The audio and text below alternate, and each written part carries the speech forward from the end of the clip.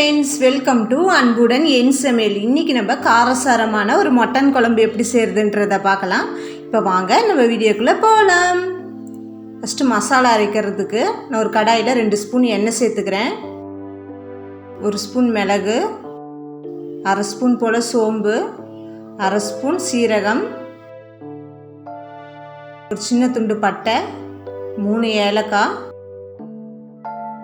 கொஞ்சம் கருவேப்பிலை, ஒரு 5-6 பல்லு பூண்டு, ஒரு 10 கான் போல் சின்ன வெங்காயத்தை பொடியாக கட் பண்ணி சேர்த்துக்கோங்க. இதை நம்ம நல்லா வதக்கிடலாம். ஒரு மிக்ஸி ஜாரில் 2 சில்லு போல் தேங்காய் நம்ம வதக்கி எடுத்த மசாலா பொருளையும் இதோடு சேர்த்து நல்லா மையை அரைச்சி எடுத்துக்கணும். நான் இன்றைக்கி குக்கரில் செய்கிறேன். பாத்திரத்தில் சேர்த்துனாலும் இதே மெத்தடு தான். நான் தேவையான அளவு நல்லெண்ணெய் சேர்த்துக்கிறேன். நல்லெண்ணெய் தான் நல்ல டேஸ்ட் கொடுக்கும். இதில் 3 கிராம்பு, 1 ஸ்பூன் போல் சீரகம், ஒரு 20 கான சின்ன வெங்காயத்தை பொடியாக கட் பண்ணி சேர்த்துக்கிறேன். சின்ன வெங்காயம் தான் டேஸ்ட்டு நல்லாயிருக்கும். கூட ஒரு கொத்து கருவேப்பிலை, நல்லா வதக்கிடலாம்.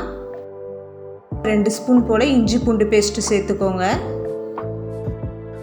இஞ்சி பூண்டோட பச்சை வாசனை போகிற வரைக்கும் நல்லா வதக்கிக்கலாம்.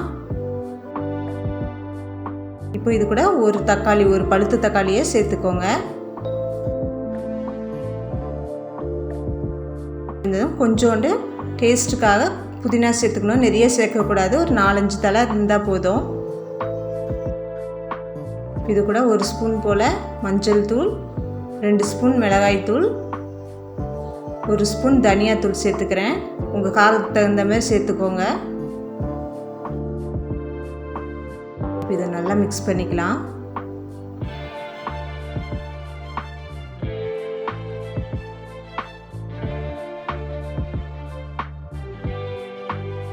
இதை நல்லா வதங்கிடுச்சு. இப்போ நான் க்ளீன் பண்ணி எடுத்த மட்டனை எடுத்துக்கிறேன். மட்டன் கொஞ்சம் நல்ல இளம் ஆட்டுக்கறியாக எடுத்துக்கோங்க. வெள்ளனே போனீங்கன்னா உங்களுக்கு நல்லா ஃப்ரெஷ்ஷான ஆட்டுக்கறி கிடைக்கும். நான் இன்றைக்கி 1 கிலோ கறி போல் சேர்த்துக்கிறேன். பீஸ் உள்ளதாக பார்த்து சேர்த்துக்கோங்க. ஃப்ரெஷ்ஷாக சேர்க்கும் போது தான் மட்டன் குழம்பு இன்னும் நல்லா டேஸ்ட்டாக இருக்கும். இப்போ இதை நம்ம நல்லா மிக்ஸ் பண்ணி எடுத்துக்கலாம். இந்த மசாலாவும் இந்த கறியும் நல்லா கோட் பண்ணி விடுங்க.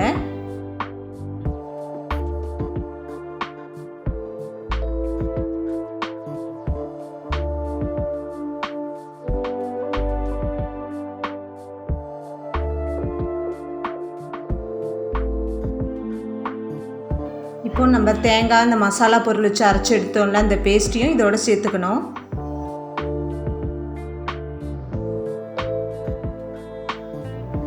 கொஞ்சம் அலசி சேர்த்துக்கலாம்.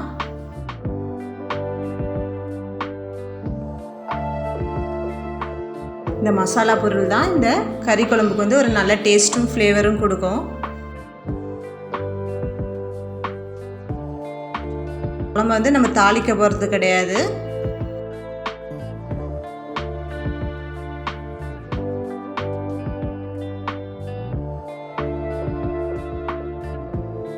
இப்போ இந்த கறிக்கு தகுந்த மாதிரி நம்ம உப்பு சேர்த்துக்கலாம்.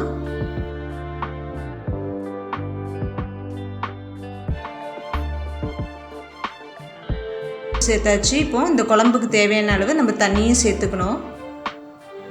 உப்பு காரெல்லாம் இந்த ஸ்டேஜ்லேயே கரெக்டாக இருக்கான்னு செக் பண்ணிக்கோங்க.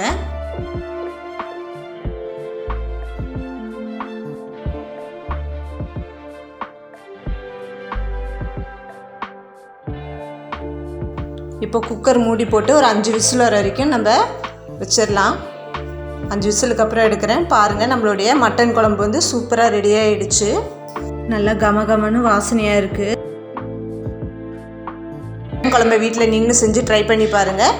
இந்த வீடியோ பிடிச்சிருந்துன்னா மறக்காமல் அன்புடன் என் சமையல் சேனலை லைக் பண்ணுங்கள், ஷேர் பண்ணுங்கள், சப்ஸ்கிரைப் பண்ணுங்கள். பக்கத்தில் இருக்க பெல் ஐக்கானையும் ப்ரெஸ் பண்ண மறக்காதீங்க. நான் உங்களை நெக்ஸ்ட் வீடியோவில் மீட் பண்ணுறேன். ஓகே, பாய்.